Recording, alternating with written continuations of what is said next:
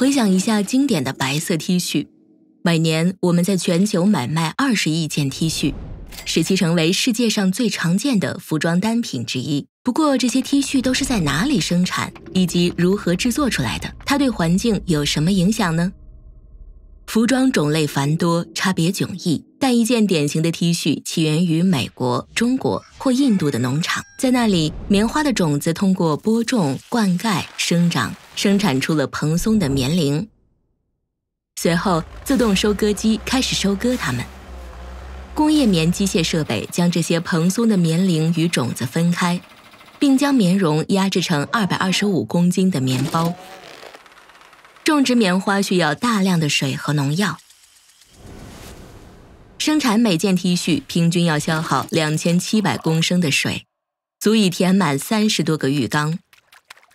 同时，棉花的生长对杀虫剂和农药的需求也远超世界上任何其他作物。这些污染物有致癌性，会危害工作人员的健康，并损害生态系统。有些 T 恤是用不含农药和杀虫剂的有机棉制成的，但在全球生产的2270万吨棉花中，有机棉产量只占不到1%。一旦棉包离开农场，纺织厂就会将它们送到纺纱厂。这些工厂通常位于中国和印度，在那里，高科技机器进行混合、梳棉、精梳、拉扯、延伸等操作，最后将棉花碾成雪白的纱线，成为棉条。然后纱线被送到工厂，在那里，大型的环形针织机将它们编织成粗糙的灰色织物，再经过高温和化学处理，直到它们变白，质感柔软。下一步，通过将织物进入漂白剂和染料，可以将70%的纺织品染成鲜艳的颜色。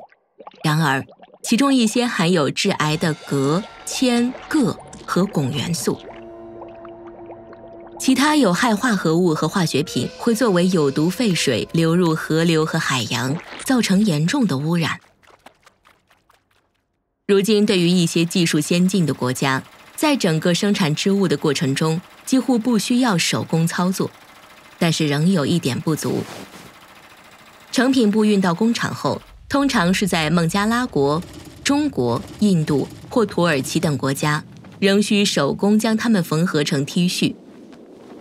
机器无法完成这种复杂工作，这个过程本身也存在问题。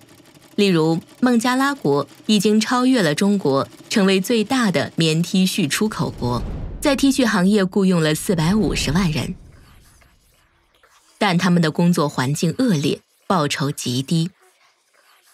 制造环节完成后，所有这些 T 恤通过船、火车和卡车被运往高收入国家出售。这个运送过程给棉留下了巨大的碳足迹，因此一些国家选择在自己的国家生产服装，免去了这个污染阶段。但实际上，服装生产占据了全球碳排放量的10%，该数字仍然在急速攀升。大多数消费者喜欢购买便宜的服装，使其全球产量从1994年到2014年增加了400%，达到了年产量800亿件。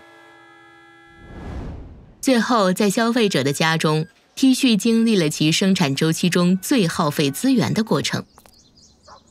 例如，在美国，一般家庭每年需要用400次洗衣机，每次需要消耗大约40加仑的水。洗衣机和烘干机都要用到能源，而烘干机的耗电量是洗衣机的5到6倍。